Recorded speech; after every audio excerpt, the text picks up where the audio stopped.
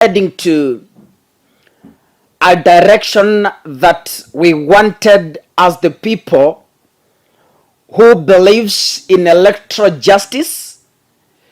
The people believe in fair, credible, transparent election. Na haya ni maneno ambayo tumekuwa tukizungumzia kwa siku nyingi sana. And now there is a topic here that is too difficult for some of my fans to understand. And I did an analysis yesterday to explain a number of points, which of course I want to also explain deeper so that you can understand. You know, as we speak now, the President of the Republic of Kenya, William Ruto, whether you like it or not, is facing a tough challenge in the military. That's for a fact. Removing all factors, Ruto atafanya hii, sijui atafanya nini, tuachane na hiyo, tuende kikatiba. As per the constitution, as per the rules of Daudi Tonje, the reality remains that Ruto has a challenge in the military. And what is the challenge here? As we speak, 3 people are supposed to retire from the service. Watu watatu. And of the 3, 2 of them are the people who are supposed to take over as the next CDF. Kuna watu hawakuelewa CDF. Niona people are texting me, kaka, it's not CDF, it's KDF. No. CDF means Commander of the Defense Forces. So, kiongozi wa military, mudosi wa military, mkubwa wa military anaitwa CDF. Sio Constituency Development Fund, no. CDF, Commander of the Defense Forces. Huyu jamaa yeye ndio wanashare na Ruto ama the president anything that pertains the security of the country. Sasa tuko na Kibochi. Kibochi is the current CDF. He is supposed to retire in 4 months time, right? Kuna huyu deputy mmekuwa mkiniambia kaka, kuna deputy, kuna Ogola. Ogola is supposed to retire in less than 7 months from the service.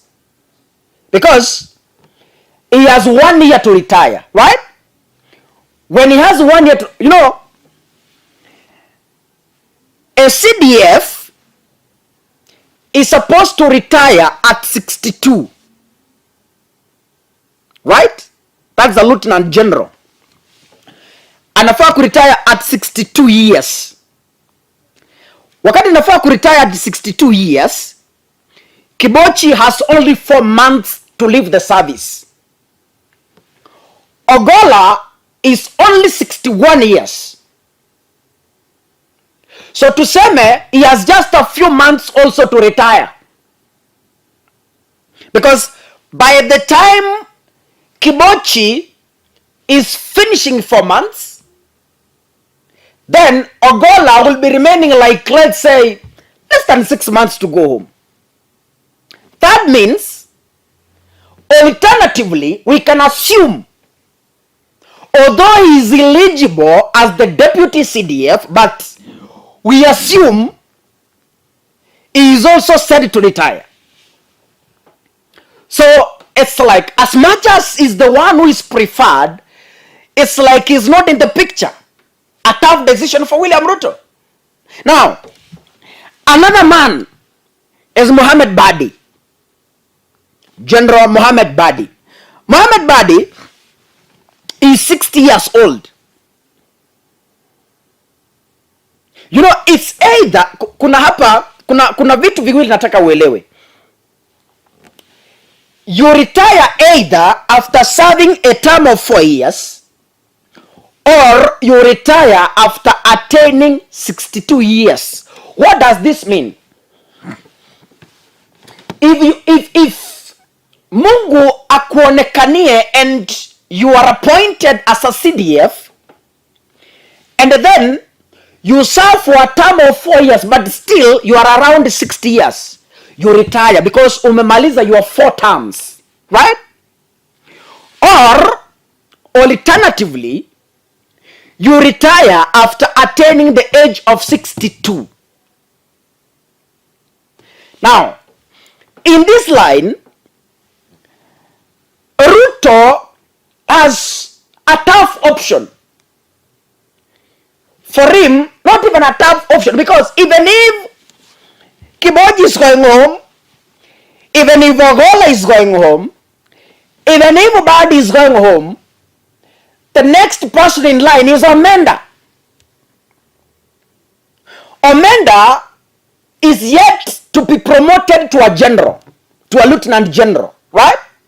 So, he has not yet reached the rank of succession to be directly appointed. And when we analyze this thing from a political point of view, then you understand that Badi, Ogola, and Kibochi are branded as Uhuru Kenyatta's inner allies, yani marafiki wa ndani wa Uhuru, right? And while in Bomas, you saw what Ogola did. In fact, Ogola alichokifanya kilimkasirisha Ruto. In Bomas, you all saw what he did. That means, even if he is to, you know, I omitted Ogola yesterday because to my analysis, he wasn't a factor. Yes, he's the deputy, but get the point.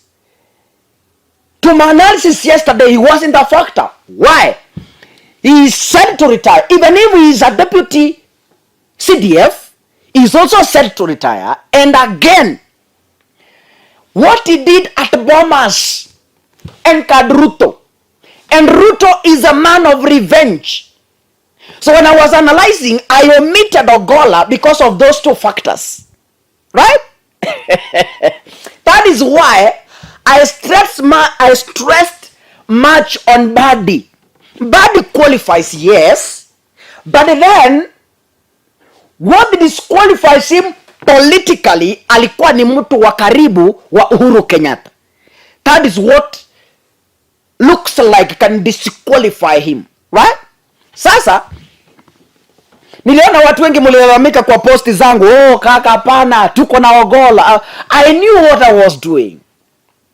What Ogola did in Bomas, and he said to retire in around 7 months, it wasn't a factor in my analysis, right? My only factor was the succession between the Kibochi, who is now outgoing, and Badi, who is 60 years, or Omenda, who first must be promoted to a lieutenant general before he takes power as a CDF. Now, wacha tuseme hivi. Watu wamesema kaka rais yes, rais ako na authority. Yes, he has authority, but then the only authority in this case that can rescue the president, it cannot even rescue him. Why? Kibochi is retiring, right? And when all the factors remain constant, Ruto can alternatively decide to retire Ogola and Badi because they are ripe for retirement.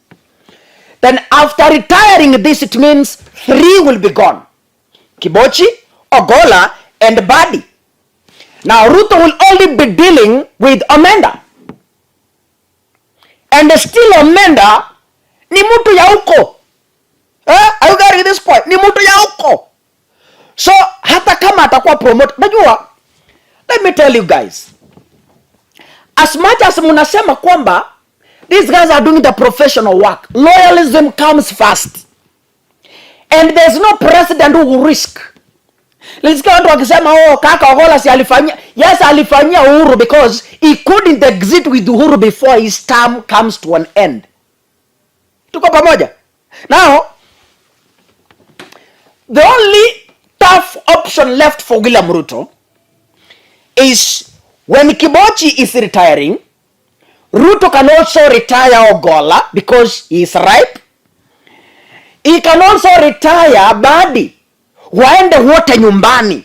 Kibochi, Ogolla and Badi watoke. Kwa nini? Hawa waliitwa kwamba ni watu wa Uhuru Kenyatta. Na kama ni watu wa Uhuru, basi ni watu wa Raila Amolo Odinga.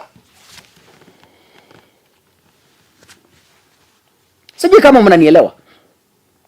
Sasa akiritaya hawa watatu waende, atabaki na Omenda. Omenda now, the Omenda factor will only work if William Ruto extends Kibochi's term, because the military, the law allows him to do so. Sheria inamruhusu kufanya hivyo. He extends the term of Kibochi for 1 year, so that by the time Kibochi is finishing 1 year, Ruto has retired Ogolla and Badi. So the two, watu wa Uhuru watakuwa wametoka kwa hesabu. So by the time Kibochi is retiring in the next 1 year, jamaa atakuwa amebaki sasa ni Omenda. In the process of extending the term limit of Kibochi, then Ruto will be forced to promote Omenda to a lieutenant general, so that once Kibochi leaves power, deputy wake Ogolla pia atakuwa ametoka na Badi pia atakuwa ametoka. That tells you now the only person left if all this is set to happen, if what I've explained can happen under the Ruto government, because nimesikia wengi mukisema ataretire Ogolla, ataretire Badi, but still, even if we retires all these people, bado anaanguka kwa mikono ya Omenda. Unajua, Uhuru Kenyatta wasn't stupid wakati aliweka hiyo lineup. Na hakuna vile Ruto ataruka Kenya Air Force aende kuappoint mtu kutoka Kenya Navy ama Kenya Army. Haiwezekani. Kulingana na sheria, kikosi ambacho kinafaa kuchukua hatamu ya Commander of Defense Forces is from the Kenya Air Force.